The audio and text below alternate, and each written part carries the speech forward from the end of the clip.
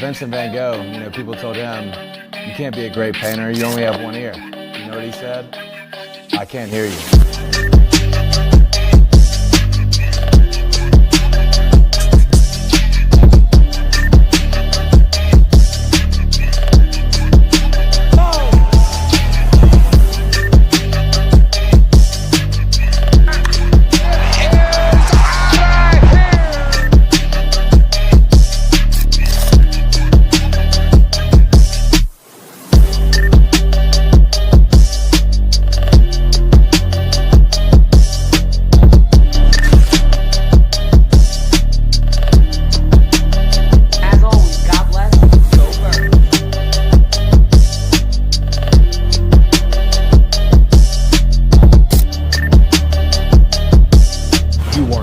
Listening to Sippin' Sports, a Phillies sports talk morning show with KJ and Dalt. Proudly powered by 302 Birds.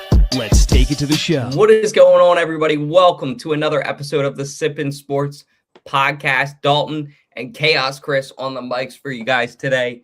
No KJ, no Ryan. I know KJ is out today, and Ryan got called into work. Also connecting the stream microphone, so it should be a lot better now. But we got a jam-packed show for you guys today. We got a ton on tap. Lots to talk about in the Philly sports world. And to help us talk about the Flyers, which is going to be our second topic, we actually have a very special guest, somebody that you guys are very familiar with if you've watched our videos for a long time. But before we get into that, we'll talk about the Phillies really quick. Chaos, Chris, nobody knows better than you. What the hell is going on with this team? You called in the beginning of the season, and it's panning out now. Yeah, everybody called me an idiot, said the Phillies were going to be good. I even had people telling me they were going to win the World Series. They suck. They are an overpaid lineup. They have a terrible attitude. The pitching staff is not good. The manager is not good. The general manager is not good. It is a dumpster fire. And I don't think there's really a way to just fix this overnight. Like, you can't just say, oh, we're going to fire Kevin Long, and all of a sudden they're going to hit. No, it's the way they are. They swing at every single pitch for trying to hit a home run every single time. They don't play small ball.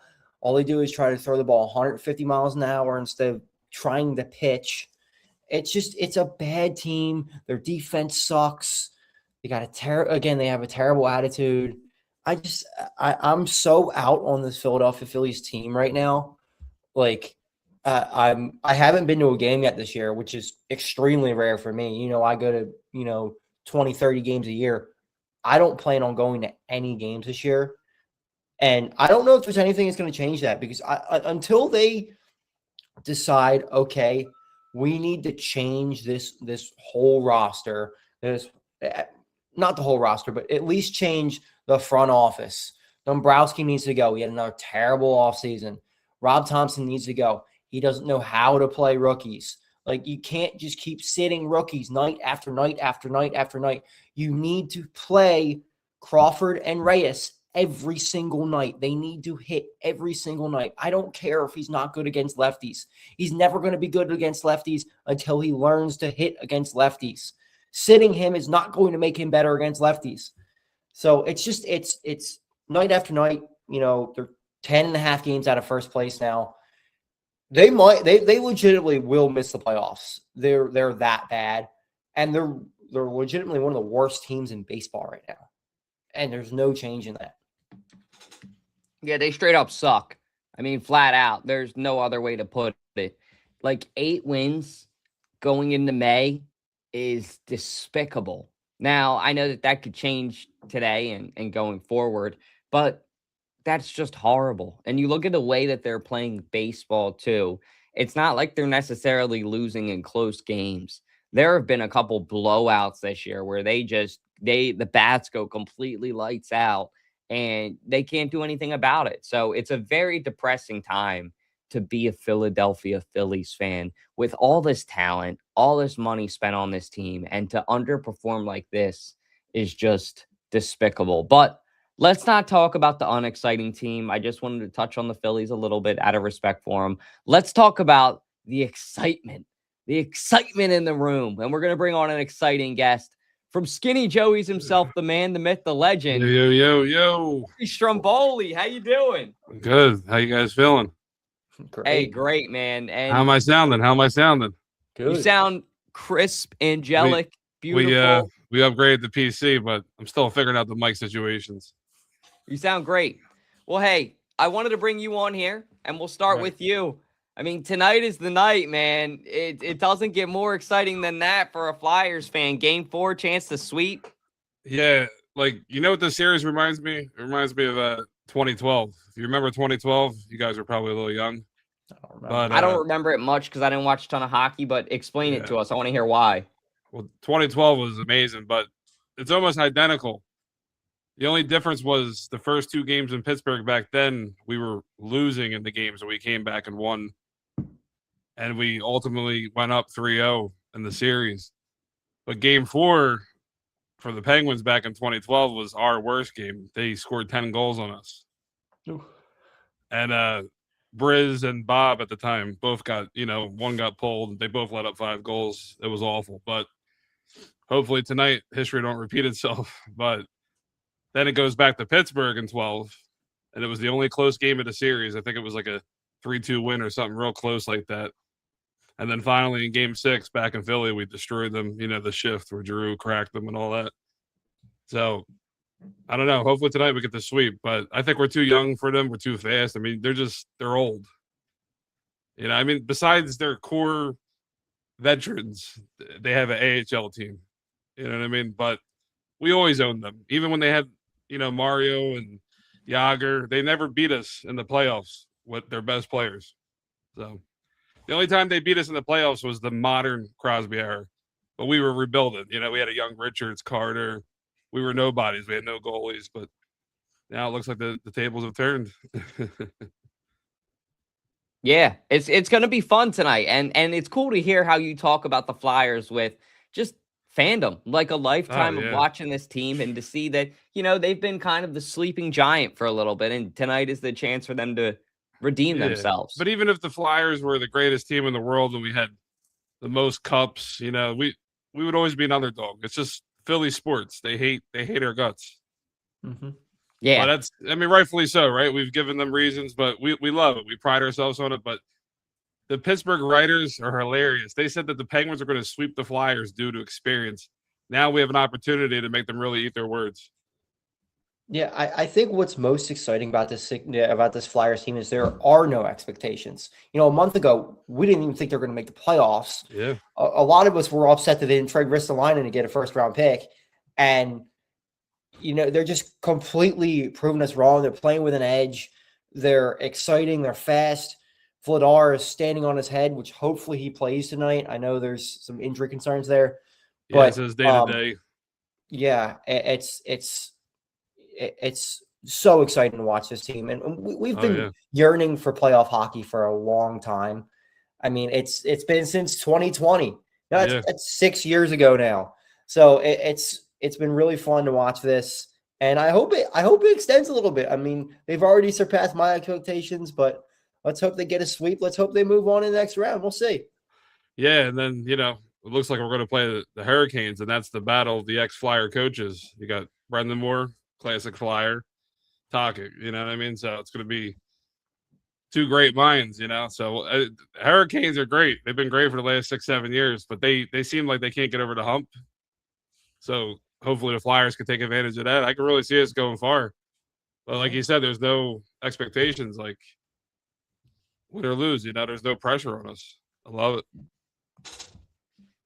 And that's when it's the most fun, right? Like, you think back to that 2022 World Series with the Phillies when they had no business being there, right? But they made it all the way to the World Series, and they took the Astros to Game 7. So it wasn't like they got swept, or it wasn't like they held their own, they held their own. And I really think, like Tony was saying and like Chris was saying, this team's young. This team has no expectations, but this team has all the control in the world if they want it, because it's when you don't want something that you get it in this universe. Or not that when you don't want something, I should say when you don't expect something. And I feel like the Flyers, they didn't really expect to be in the playoffs. So the fact that we're already going to most likely, knock on wood, beat the Penguins, sweep them, hopefully, knock on wood, tonight. But the fact that that's going to most likely happen is awesome. We're going to be able to talk about that all off season long. Hey, remember how the Flyers weren't supposed to be in the playoffs last year and then they fucking swept bum ass Pittsburgh? Yeah, that was awesome, right? Like that's how it will go. But could you imagine if not only that was the storyline of the offseason? Hey, remember how the Flyers won the Stanley Cup? Or even if they make it to the Stanley Cup and lose, like I won't be upset. Who knows what they can do over the next 5 years? So yeah, they're exciting. They're only getting better. I mean, Zegras, that was amazing getting him, and he's best friends with Drysdale and all that. The chemistry's there. Yorkie, Vladar, if he keeps this up, he might be the future goalie. Like this kid's playing out of his mind. Tippett, what's funny, when we traded Drew for Tippett, those first couple years were shaky, but I always saw like the talent that dude has and the speed. He's one of the fastest skaters in the league. And now it's really shining, and he's still young. These guys aren't even 30 yet. And he's just you saw the plays he was making. He's a big reason why we won game 1 and 2, besides Porter. Tippett was skating circles around them. And there was a couple guys they drafted last year too that, I think that Nesbitt was the 12th overall pick. He's not even here yet. Yeah. You got the guy they just traded, Brinkford, at the deadline, Jirasek. They got a lot that's coming too. Yeah. So I mean, this team just looks up and up and up. It's exciting. And people are giving Briere some shit. You know what I mean? The classic old Flyers are running the business, but they did a lot of great moves. Like I'm looking at the Penguins roster. I forgot all about Kevin Hayes. He was okay for us, but he's been a bump. He's a healthy scratch for them. Yeah. I don't even think he's played the series. So you got to look back at all those little trades like Briere, Jonesy. They're all like, we even got Leclerc behind the scenes scouting. Got Patrick Sharp. Like you got brilliant minds running this Flyers office now. You know what I mean? So whether they were ex-Flyers or not, I love it. And Ricky Boy's got a lot of experience. He was in cups with us as a player, longtime Flyer. He won cups with them. But listen, Pittsburgh had the easiest cup wins, I think, in the history of the league. They beat nobodies. Go look at the first cup they won. They beat the North Stars. They had a losing record in the playoffs. Like, who was on that team? Then they moved to Dallas or wherever they moved. Then they beat the young Blackhawks in 92. I think Chelios was on the team. That was like the only good player. Who else? Maybe Roenick. And then it took them, 20, 30 years to win another cup, and they lost one to the Red Wings. Then they won one. And then who else did they beat? The Sharks and the Predators? Yeah. The Flyers ran into every greatest dynasty you could think of. And whether that's not really an excuse, I mean, listen, we had to play Wayne Gretzky in a 7-game series. And we never had goalies. We were cursed with goalies. So whatever, 50 years, it'll make it all the sweeter. I'm not saying we're going to win the cup. Who knows? But like you said, anything can happen. Mm-hmm. Yeah. That's the beauty of the NHL playoffs. It's like any team could win. I hope that they make a run because this year is given a lot of 2022 vibes. This year is given a lot of 2010 and 2012 vibes. Yeah, I mean in regards to like Philly sports, but I see what you're saying in regards to the Flyers specifically. Yeah, like that makes sense. I didn't watch the Flyers then, but just the mojo that's in the air. You know what I mean? Like it feels like something that shouldn't happen would happen. 2010, it took to the final game against the Rangers, and we won in the shootout to slip into the playoffs. This year, it took one of the final games against the Canes, and we won in a shootout to clinch in the playoffs. Right there, and then 2012 Penguins first round, 26 Penguins first round. So they knocked us out, 18? That was a little recent. That was like the real last home game because, before COVID. I don't know. COVID was like weird. I don't count that. Yeah. So it's been a while, but we're hungry. I mean, even though the Eagles had recent success, you can never fulfill Philly sports fans' desires. We want to be like Boston and New York. We want to be spoiled. They're spoiled. Why can't we be spoiled? Mm-hmm. It's just comical. Penguin fans, they're probably some of the most delusional fans next to Cowboy fans. They they can never admit when they suck. Like, look at your roster. You have like 6 dudes who are 40 years old and just about to be 40. Like, you're not good no more. Let it go. You know, I could give Crosby credit where it's due. He is one of the most talented of all time. I don't like him. I don't like his personality. He don't like us. We don't like him. But the fans are hysterical. Like, they're chanting at the draft, F the Flyers. I saw some Pittsburgh mom. She let her little like 10-year-old daughter curse the Flyers out. I mean, listen, like, how are you raising your kids over there? You know what I mean? All right, we're not innocent with that one either. You know, when the Niners come to town, they get a little bit of the bird. No, listen, I like it, but it's just like they say we're classist. Like, if we did that, had our little kids cursing the Penguins out there, be like, look at those scumbag Philadelphia fans. Yeah. It's just so funny. But the best is how they can't stop praising Crosby. It's like, look how bad he's playing. He's falling, he's diving on it's so comical. What do they call it? Nepotism, right? It's just so comical. And they never want to give any Philly team credit. I love it, though. Don't ever give us credit because it doesn't give us, no pressure. We just go out and play. Yeah. So for all the marbles tonight, we'll go to both you guys. We'll start with Tony, our guest, and then we'll go to Chris. Well, technically both our guests, but Chris is a former host of the show. Have the veteran go first. Gentlemen's first, right there. All right, we'll do Chris first, and then we'll have you go, Tony. But tonight, will the Flyers sweep? And if so, what is your score prediction? You can knock on wood first if you're superstitious too. I get it. To me, it's going to depend on if Vladar plays. If Vladar plays, they're going to win 3-2. If Vladar doesn't play, they're going to lose 4-3.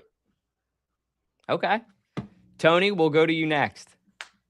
This is going to be a tough one. I'm with him there with the goalies. I don't know. If he doesn't play, there's still a good chance we win. I mean, our speed's just too much for them. But this Penguins team, they're going to throw everything at us tonight. So it's going to be a high-scoring game. I think it's going to be like a 5-4, 6-5 kind of game, real high-scoring. You're going to see a lot of guys step up and score. I mean, already you saw it for the Flyers, like fourth liners are scoring and stuff like that. That's what you need. I hate to say it, but I don't see Sid laying down and dying. I think he's going to get a goal tonight. Yeah, I could see that. But I think the Flyers pull the win out. I think so too. Like I said, something's in the air right now. Some kind of mojo, some kind of Mercury in retrograde. I don't know what the fuck. People are doing certain things. The world is in a certain way, but I don't know why. But there's like a portal that opens up when all chaos hits the fan. That Philly sports, sometimes the teams that you expect the least actually make a run. So I'm going to sit here and go out on a limb and say that I do think the Flyers will make a run. And I could actually see them. I mean, if they get this win, it's only 12 wins that they need after that, if I'm not mistaken. It's 3 series wins after that. So anything can happen. They're probably not going to win it. Well, yeah, they're definitely not going to win every game, knock on wood. Maybe they will. But at the end of the day, I think with most teams in a 7-game series, like Tony's been saying the whole time, they hold their own. They are quick. They're hard for teams to keep up with and compete with. And the chemistry, too, is there. So I think that this is a very exciting time to be a Flyers fan. And it all starts tonight. Like, if they win tonight, I think everyone around the NHL is going to really start to take them a lot more legit because they didn't just beat the Penguins. And this will be the first time in the Pennsylvania series, too, that a sweep has happened. So chance for history. Yeah, we if you look back in all the playoff series, we've beaten them more. I think we've beaten them 4 times in history, and they beat us 3 times. And the only 3 times they beat us was the recent years, like 08, 09. That's when Crosby was in his prime. And then 18, but they picked on a young Flyers. We had nobody at 18. We were getting rid of people. But we beat them, in my opinion, when they had everybody in their prime. We're talking Lemieux, one of the greatest ever. And you see how Philly fans appreciated him versus Sid, especially when he battled his cancer and Flyer fans, stood up and gave him the standing ovation. There's a reason why. I mean, whether Crosby has talent or not, it's his attitude, the way he acts.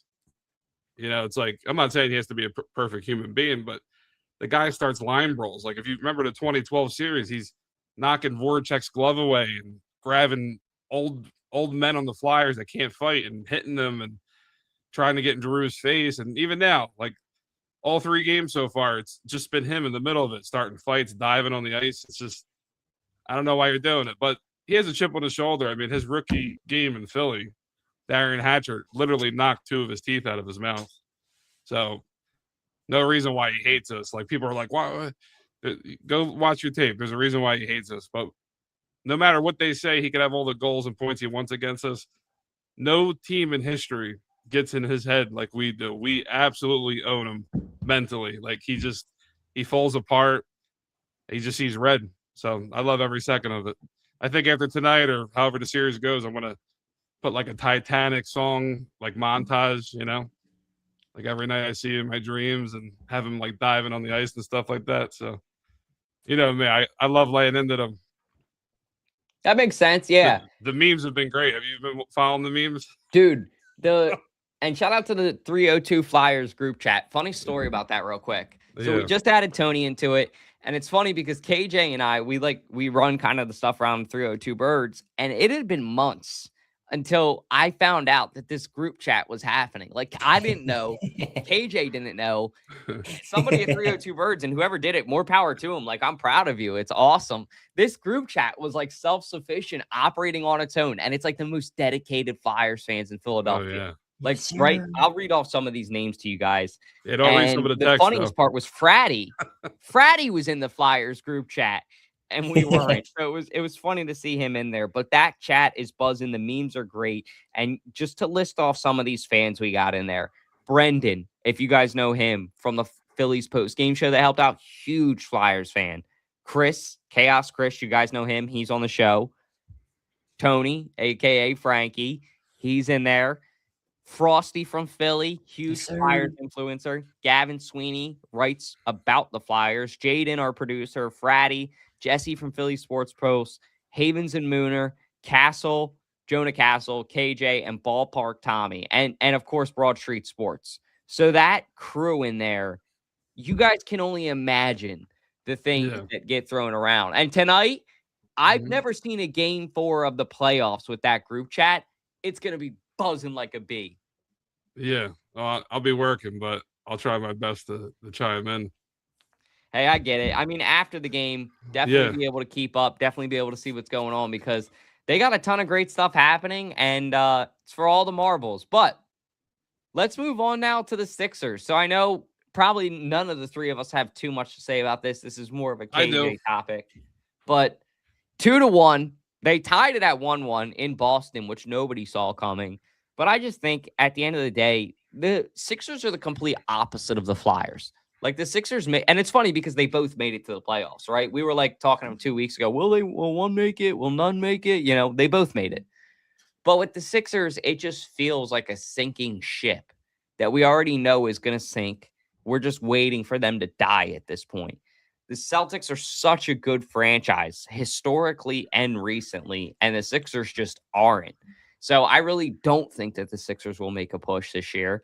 I think that in the future, the Sixers have a chance. They got BJ. They got Maxey. They have a lot of young talent. They have a good core. They're in a good spot. They're in a better spot than I think that we all thought that they would be.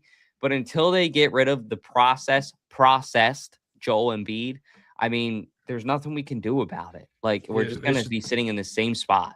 They should change the slogan to processing trust. Like we trusted it for so many years.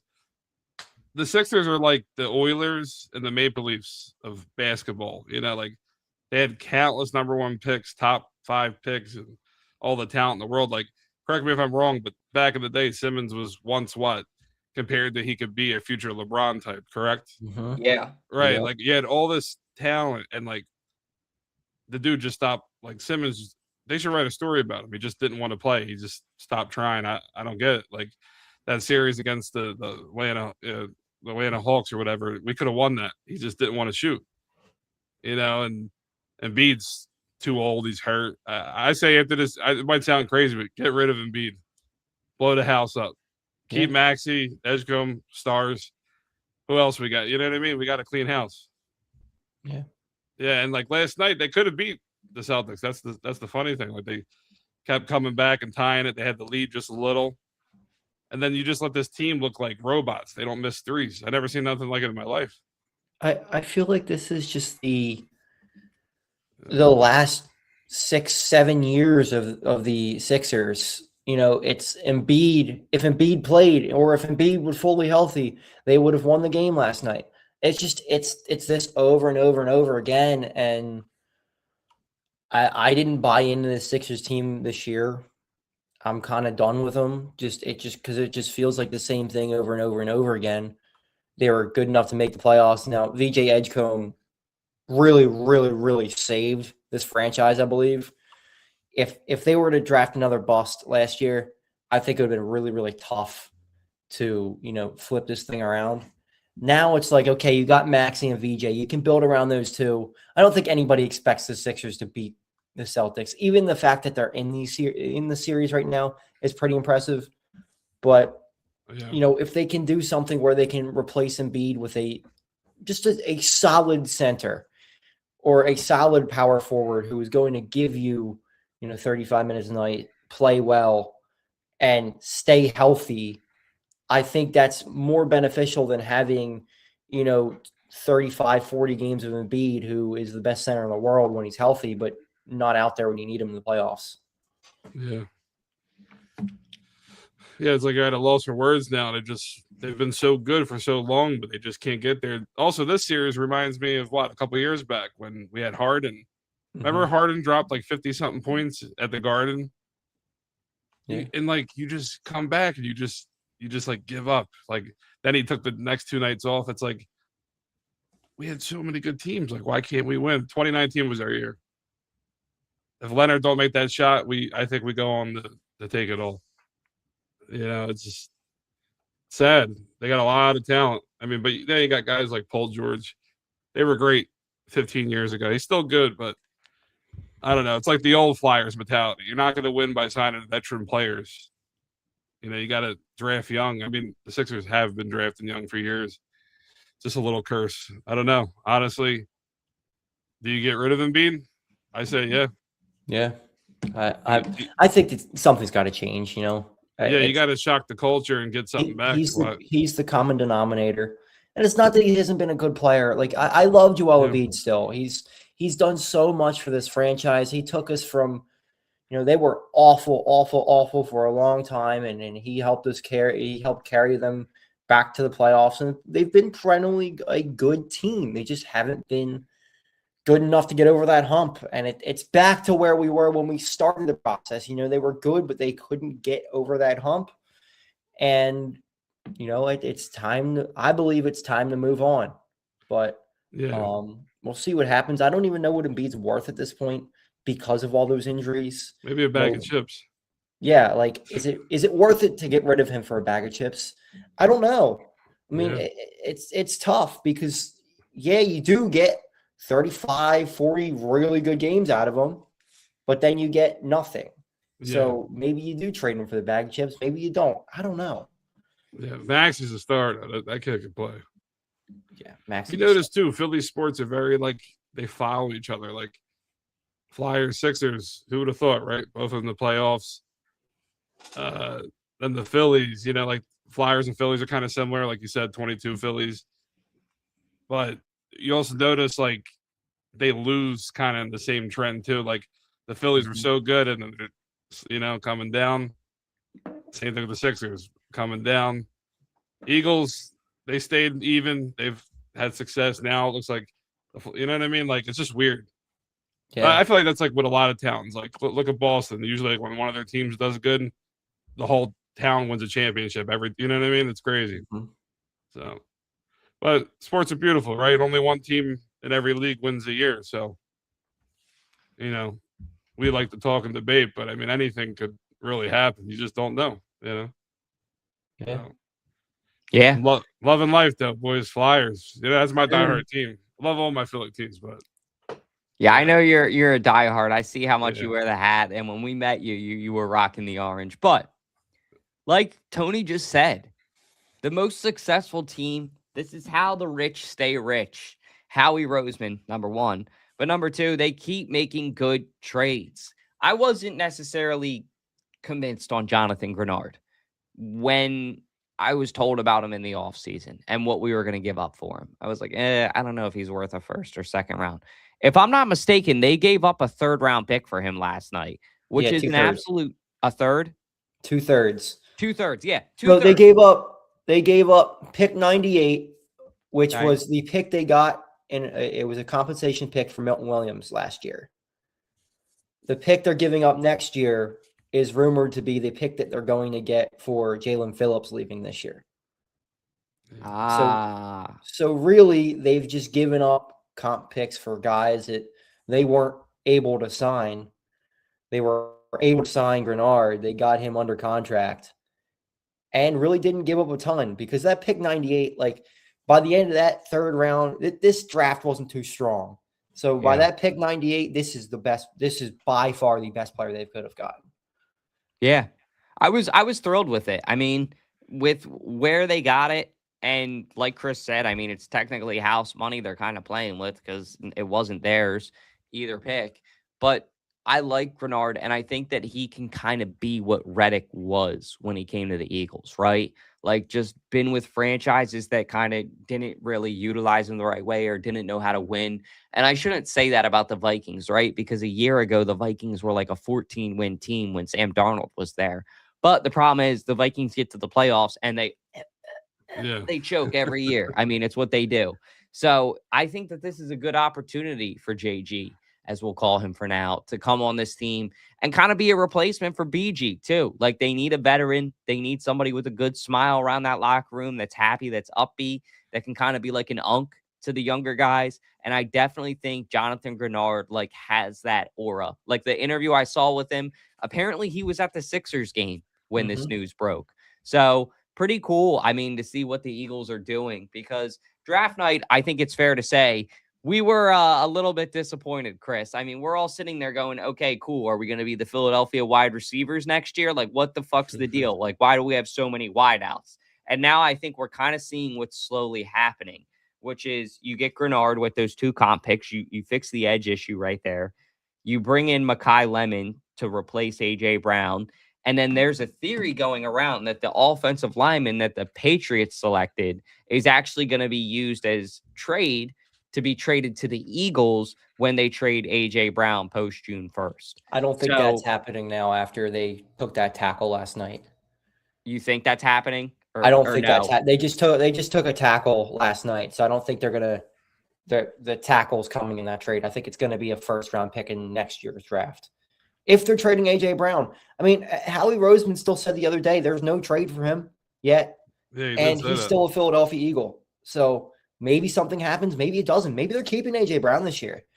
We'll see what happens there, how that dynamic's going to work. But I don't think that there's a trade pre-made already. I think they're still fighting over that. And this whole Diana Rossini thing is a whole nother topic. But I wonder if they're trying to get some type of tampering charges with that. That's why the trade hasn't gone through yet. Did I read right that they paid this dude like $100 million? Yeah, it's a 4-year, $100 million extension. Okay. He's already paid through next year, so it's really a 5-year, like $120 million deal. So they get him for 5 years on the same money that Jalen Phillips just got, but we have him for an extra year. So, and I believe this guy's a better player than Jalen Phillips. I don't know if you've watched the tape yet on him, Dalton, but you're gonna love this guy. He's like shot out of a cannon out there, just absolutely destroys quarterbacks. Nice. It's insane, and he can play the run. He's really gonna free things up for guys like Carter, guys like Davis, Hunt, and Smith. This guy's a beast. He had a little bit of shoulder injury last year, but if he's 100% healthy, this is going to be a hell of a player. Have you been following the rumors of they said we're going to get rid of Jalen Hurts? Yeah, that's not happening. Ain't that like where do these people come up with these stories?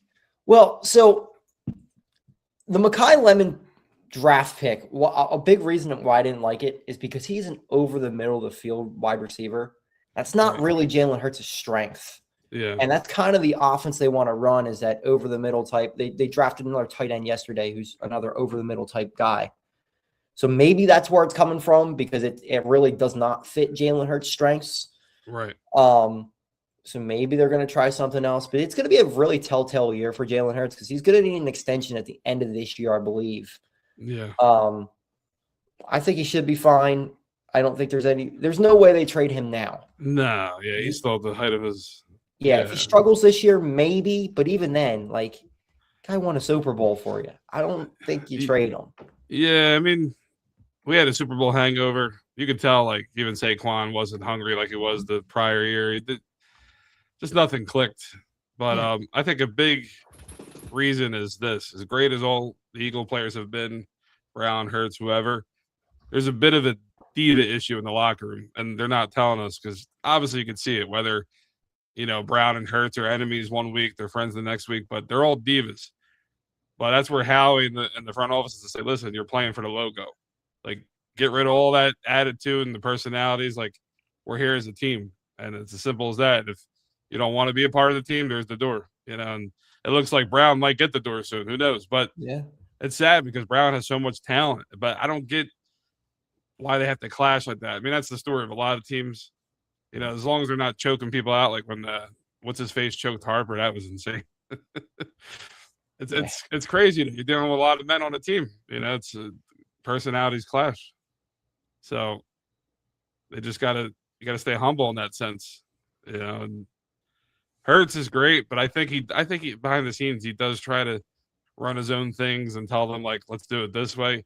He's got to adapt. I mean, to me, he's one of the best. But if he ever wants to be considered the elite, he has to adapt, like you said, with these new picks and all that. Like, it's not his strength, but he's going to have to make it his strength. Mm-hmm. So wishful thinking. But I think we're going to see a couple more rings out of the Eagles. I don't think the Eagles are done. No, Eagles are not done. They're like a pre-dynasty. Eagles Eagles had an extremely great day yesterday. And the only thing they might be missing, and this is a maybe because they traded for Michael Carter last year, who played some corner, but I think he's going to play safety. They might be missing a safety, but Reed Blankenship was an undrafted guy too, and he played really, really well. So sucks he had to go, but I think that they know they can find value, like Chris said, later rounds with safety. Because I was wondering if maybe they would do that yesterday, second round, but no. Yeah. And now we're starting to understand a whole lot of moving pieces because at first, our reaction, I think it's fair to say, Chris, we were wondering if Lemon was going to be a Lemon. I mean, we're just so used to Lemon draft picks, for lack of a better term. Jalen Reagor. I think what frustrates me with Nelson Aguilar. Yeah, like they're just ass. What frustrates me with Lemon is when I watched his tape, it is just a lot of over the middle short throws. Like he doesn't have a ton of deep burst. He's not going to go catch an 80-yard touchdown. He's going to be that over the middle, my dad compared him to Jason Avant, which Jason Avant was a really good receiver, but spending the 20th overall pick and 2 fourth-round picks on Jason Avant, I know it's a weak draft, but I'd rather see somebody with some more burst, but I guess that's what your outside guys are for. I'm just not in love with the player is really what it is. I'm fine with the position. I'm just not in love with the player. I hope I'm wrong. The Steelers really wanted him, which that's another interesting thing. Apparently they were on the phone with him, and the Eagles swooped in and took him right in front of the Steelers. Wow. And Pittsburgh can't get a win. Pretty good drafting. So maybe it's not as bad as a pick as I originally thought, but still not in love with it. Yeah. I mean, I was worried because it's like, all right, cool. We sign Elijah Moore, right? Like we bring him in. Then I forget who the other wide receiver that they signed was this offseason. Somebody else that's like a decent tier wide receiver. And it's like, okay, well, you also brought back Quez Watkins on the practice squad. You got A.J. Brown still on the team. You have Devontae Smith. Like, what's going on? And I think all signs are pointing to the fact that A.J. Brown won't be an Eagle next year. Could he be? Absolutely. Like, there's still a possibility of it. But I think that it's most likely that the Eagles have a handshake probably worked out with the Patriots. Could it fall through? Yeah. Look at what happened with Max Crosby and the Ravens. It can always fall through. But at the end of the day, I think that Howie is just looking at this as like, all right, one of two things. Number one, you're either out of here and I'm replacing you. Or if you stay here, like remember what the Packers did a couple years ago when Aaron Rodgers was acting up, right? They brought in Jordan Love and they drafted him first round when they should have probably drafted an offensive lineman or wide receiver to help out Aaron Rodgers, to help him compete. But Green Bay went a different route. They were like, you know what? What if we bring in some competition? What if we really put some fire under this guy's ass instead? Like, instead of helping him, what if we make it more difficult? And the opposite happened. I'm pretty sure that Aaron Rodgers ended up winning the MVP that year. So you look at how it kind of all works out, and maybe this will be a good thing for the Eagles, where Makai Lemon, we won't really see how good he is until 2-3 years from now, when A.J. Brown is completely separated from the picture, when Devontae Smith is probably on his way out. Because you can't keep these guys forever. Like, that's the brutal truth. But I think that Howie's looking at, okay, what's the next generation? And when I look at Makai, his run after the catch is absurd. Like, I want to be clear on something too. We weren't mad at Makai Lemon. Makai Lemon is a great football player. Like, he will excel on whatever team he plays on, no doubt. I was upset because I feel like the Eagles could have taken Thieneman, could have taken an offensive lineman. I feel like there were better picks. Ihanaker from Arizona State, the offensive lineman, right there. Went the very next pick, I'm pretty sure. I just feel like there were picks that applied more to the Eagles. I feel like Elijah Moore, Devontae Smith, bring back A.J. Brown. You have Dallas Goedert. You get that tight end in the second round last night.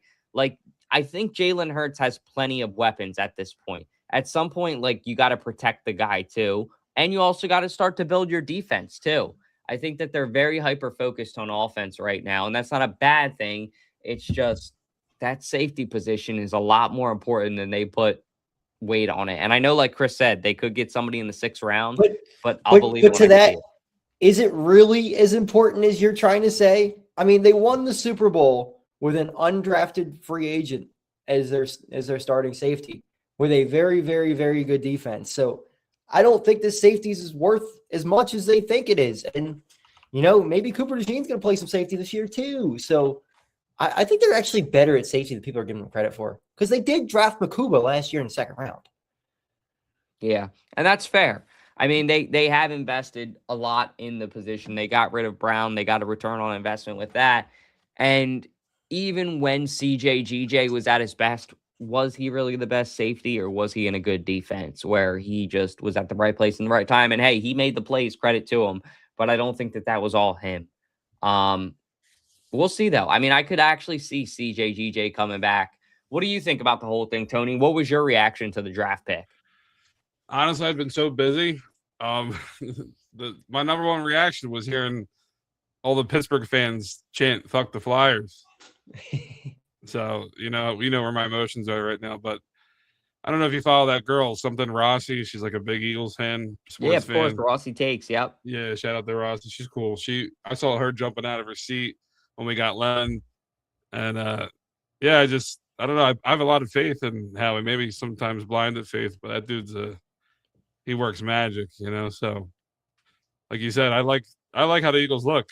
Offense heavy, right? You know, but got to tighten up a few things, and we're still missing people like Jason Kelsey. You know, it's been 3 years now almost. You know, it's just like you feel the absence, but like you said, you can't keep these guys forever. Like Smitty's probably going to be on his way out 2-3 years, and it makes you think about the 2018 team, and you know, in a couple of years it's going to be 10 years already, and just time flies, and you don't realize, like in football, these guys, there's a reason why they play once a week, maybe sometimes twice, a short week, but they get banged up. So it's crazy to see how these players turn out. You know, they might have one great year, then they're gone. They might be your star player, like Brown. To me, I'm still confused on that, because to me, I love the guy, but it's just like you don't know where his heart's at. He's always talking in riddles. You don't know, if he wants to play for us, what's going on behind the scenes.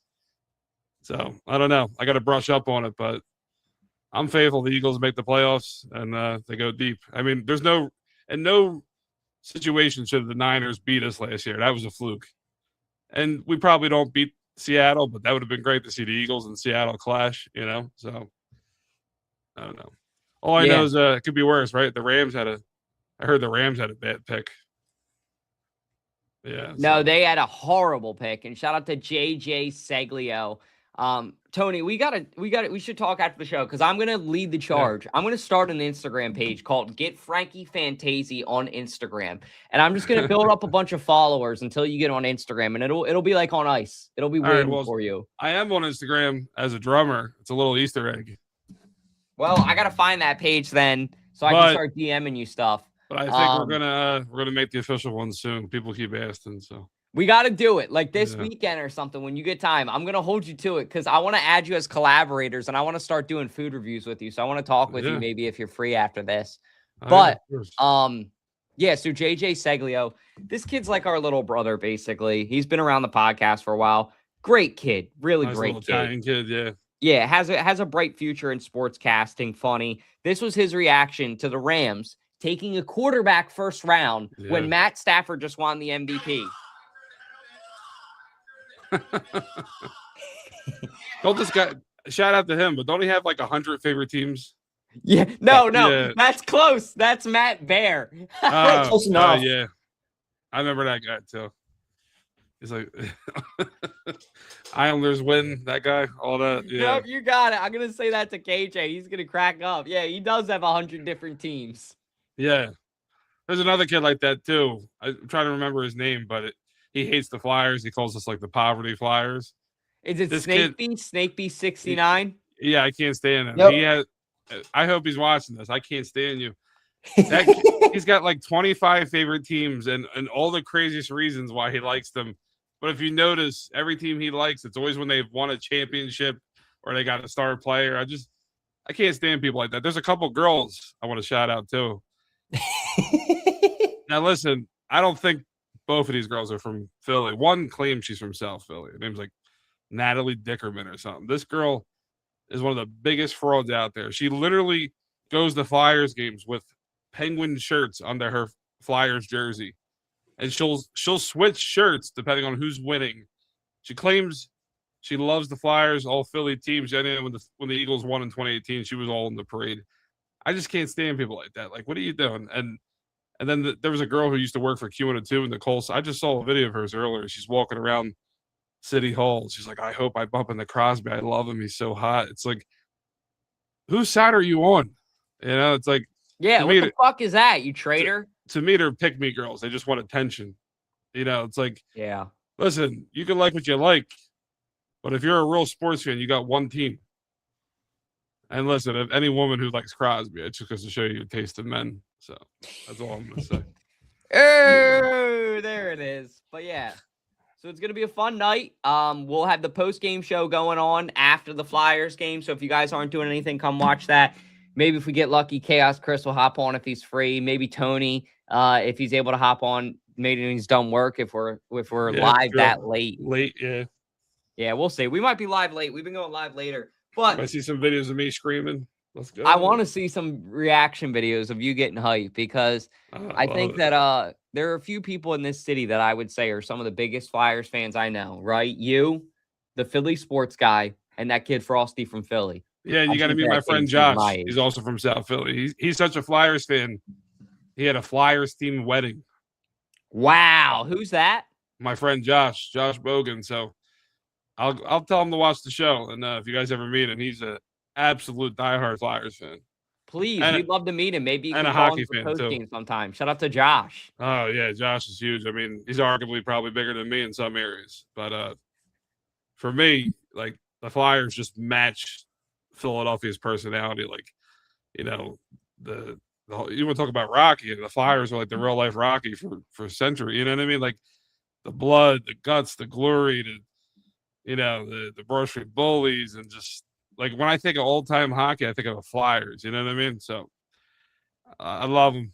You have to bury me in a Flyers shirt. So hopefully I see a few cups. Go Flyers, baby.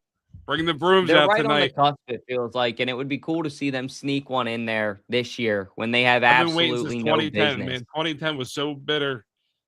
I mean, who knows what happens? You know, Hartnell scored that crazy goal, take it to overtime. Patrick Kane skating around for 10 minutes. No one's guarded him. he just flings a little shot to the net, goes under late, whatever. They win the cup, but sad to think since then we've never truly gotten back. And we've come close, but I'm waiting for it, man. I'm waiting for it. When it happens, it's gonna be really sweet. So. Yeah, I mean they're right there on the cusp. So Oh, yeah. hopefully we see some stuff and get some Stanley Cup Flyers merch. That would be a really cool thing too to show our kids. Ignite the orange, baby. Yeah, ignite the orange. I love it. But if you guys haven't, be sure to like, be sure to comment, be sure to subscribe. If you haven't as well, give my guy a follow on TikTok. You can follow. There's 2 accounts, right? There's one for Tony Stromboli and one for Frankie. Tony Stromboli, and there's a gaming channel, Final Fantasy. That's it. So make sure to follow Fantazzi, Fantazzi on TikTok. I believe like 14,000 followers last time I checked. So you're clicking along, bro. You're coming along. Yeah. Listen, I do this as a passion, but if people want to follow, so be it. I appreciate it. And the new series, What's the Buzz with the Huzz? I don't know if you saw that, but maybe I'll bring that to Instagram. I think that'll do numbers. Dude, that'll definitely do numbers. And if you ever want to add us as a collaborator, because people love Man on the Street content that follow us because they're used to it with me and KJ, our audience would crack up at that. And I think that'd be good for you to build. No, I definitely need you guys for that stuff because you guys have a lot of experience with that. So no, it's dude, that's a great series idea you had. I want to just come watch it live one day. KJ said we got to go hang out with him. He can be our wingman.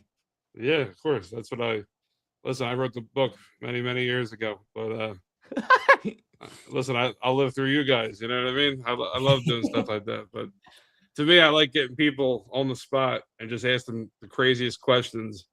They get their authentic answer. Like I have nothing written in script. You know what I mean? Like I told a few people in that first episode, like I'm going to ask you stuff about Crosby, but I was just letting it rip and people were going nuts. But that was the easy one. So we'll see how the future episodes go. So I think it'll go great, but you have a fan in us. Thank you for joining us today too. We really appreciate you for the time and the expertise, and hopefully the Flyers close it out tonight so we can see your reaction. Oh yeah, I'm gonna go nuts. The best was when we won Game 3 a couple nights ago or whatever. All the Flyer fans start rushing Skinny Joey's lobby. It's near the end of the night, and I got a big Flyers jug filled with water. The water's piling out. And I felt like I was in Game of Thrones or something. I held up the water and I was like, tonight we drink the tears of the Penguins. And everybody just lost their shit. They were like, yeah, screaming. And they were like, get this guy a drink. I was like, yeah, after the shift. You know what I mean? But it was great. So, yeah, well, tonight, hey, we're here for it. The diehards of the diehards. But I hope you guys baby. all have a great weekend and be safe. And we'll try to get you on here soon again, Tony. That was fun. It's always a pleasure, man. From cheesesteak wars to sports to friendships to watch the money pile up, you know? It ain't much of a war anymore. The battle's won. Yeah. Joey's, if you guys don't know, now you know. Get down there today. Tony will make your cheesesteak with love. It's perfect. Yeah, extra love. Oh, shit. Well, have a good weekend, guys. We'll see you next week on Sippin' Sports, and go Flyers.